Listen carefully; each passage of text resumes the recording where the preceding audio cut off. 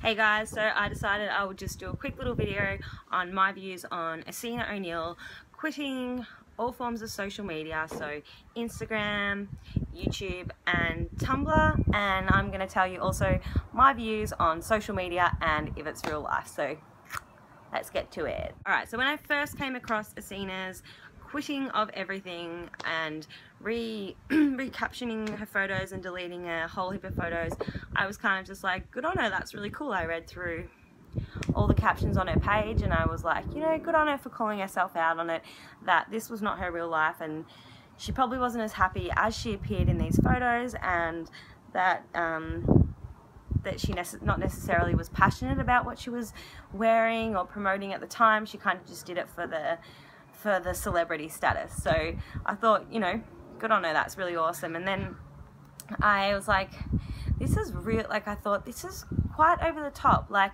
you know, good on her for removing herself from an environment that didn't make her happy, but it's kind of not really fair to say that Instagram isn't real life or Instagram's fake or anything like that. It's not really, I don't think it's fair to say that, because there are a lot of us on Instagram who do only post what we're passionate about. We only post what is going on in our lives. We give insight into our lives. We post what exactly the way our life is. So I don't think it's fair to say that social media is a negative thing or it's fake and it's not real life, because I mean, obviously it's not real life, because you know, you get most people on Instagram, let's say, post once a day, you know, maybe twice, and so that's 1 or 2 photos of their whole entire day. And sometimes it can be a photo of something that that doesn't even have much to do with their day. So whether it be their breakfast or whether it be, you know, a nice shot of the beach as they like have gone for a walk along the beach,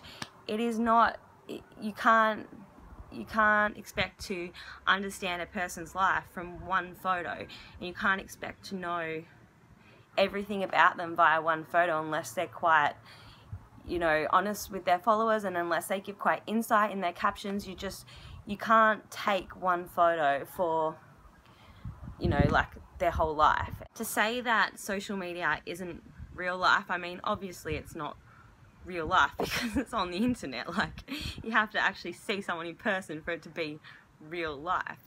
So I mean, isn't that obvious? And then there is the topic of brand promotion. Now, to me, it's obvious. Like, I don't know if it is to anyone else, but to me it's obvious when a Instagrammer is promoting a brand and has been paid to promote that brand and has been sent the product for free.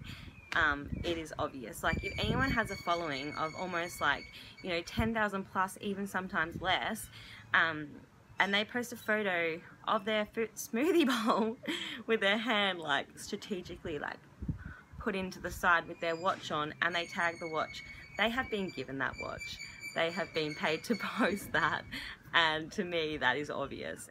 I don't think no one knows. I don't think we're all delusional and that we all don't know that they've been given these things. This isn't necessarily like a real aspect of their life. And yeah, I just think that that we see that, and if you don't see that, this is probably a good learning curve for you, that if you're not very aware of how social media works and how Instagram works, then I mean, you'll figure it out. You'll figure out that if someone has posted a photo and, you know, the main focus of the photo, or it's been put into the photo, is a necklace or a certain type of, say, vegan makeup, or there's a lot of slim tea going around, we know that that's been sent to them, and we know that. So if you are unaware of that, just, if they've got a large following and they've tagged the brand, you pretty much know they haven't just gone out and bought it themselves. So as far as that goes, I think we're already aware of that. And then what I want to talk about is social media is what you make it. So if you are not happy in social media, you can either leave social media, or you can be careful of what you're following. So if you're following people that don't make you feel good about yourself, that make you feel less of a person, that make you feel uglier, that make you feel like you're not good enough, you need to be in charge of what you do with that, whether you continue following them and continue trying to be somebody else, or whether you go, okay, this isn't making me happy, I don't have to leave social media. I just need to be careful of what I follow, because I know that if I follow people that post this, you know, picture perfect life and photos in their bikinis and really tight dresses that show off their, you know, really good body, and that doesn't make you feel good, then you need to unfollow. You don't necessarily need to quit social media. And if you want to be more honest on your page and you feel like you're not being true to yourself, don't just quit. Just be true to yourself. Post things that make you happy. Post things that you believe in. You want to have people following you that like you for who you are, not this image of somebody that you're not really. And of course you're not going to be happy if you're constantly trying to post photos that aren't you and post things that you don't believe in. You're not going to be truly happy. Be in control of your Instagram. Always be in control of your Instagram, and don't ever feel like you need to post anything to please anybody else, because you don't. And if you get five likes on a photo that you love, keep it up there. Like, you loved it. That is why you posted it.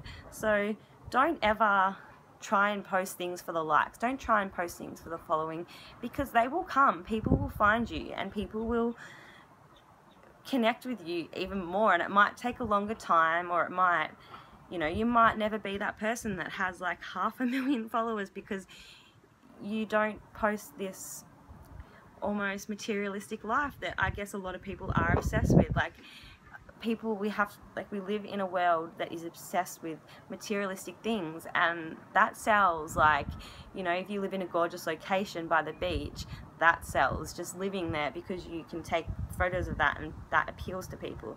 And if you have a lot of money and you can travel the world and experience so much different food and you can eat out all the time, that appeals to people. If you have the money to buy a heap of clothes and you want to do that, that does appeal to people, and that gets quick likes and that gets a quick following. But is it worth it if it's not true to who you are? And I'll just finish up with telling you a couple of things that I think are great about social media and that I love about it, and why I will probably always stay on Instagram, because it's been nothing but a blessing for me. Like, there has been a time where social media was so damaging to me, because I was posting a lot about my eating disorder. I was posting my, you know, super low body weights, and having people like give me almost praise and like the sympathy, and people, you know, worry about me, and that fed my eating disorder. So it was a negative place for me in the past. But now so much stuff has come of my social media since I have, because I did have this point for a small moment where I was like, oh, I'm gonna take forever assembling my dinner, and I don't want to post this photo. I took this really cute photo, but I don't want to post it because that's not gonna get many likes, or I can't post just a quote because no one likes quotes, and no one really cares when I post a quote. Went through a small phase of that, but now I'm just like, I don't care. If I like something, I'm gonna post it. So yeah, so for me in the last month, social media has allowed me to make new friends with like really cool people, and people that are just so different to what I've like met in the past, and that are such free spirits and so supporting and just so, I don't know, open-minded and accepting. So one, social media has given me new friends. Two, it's allowed me to have an outlet where people support me in a positive way. So if I post my struggles, or I post my, you know, my achievements, and I get people engaging with me and congratulating me and being proud of what I have achieved, it's so uplifting and it's so supporting, and it just makes me keep wanting to do it, because people are there for you whether you're having a bad day or a good day. So that's another thing, is like the support that I've got from social media, and that outlet, almost like a diary to me. Social media can be damaging if you let it be, so just be careful of who you follow, be careful of what you post, and if you're not happy on social media and you don't want to be on social media, just quietly leave. Like, you don't have to make a song and dance about it, really. Like, and if you're not happy, maybe question what you're following and who you're following and what you're posting.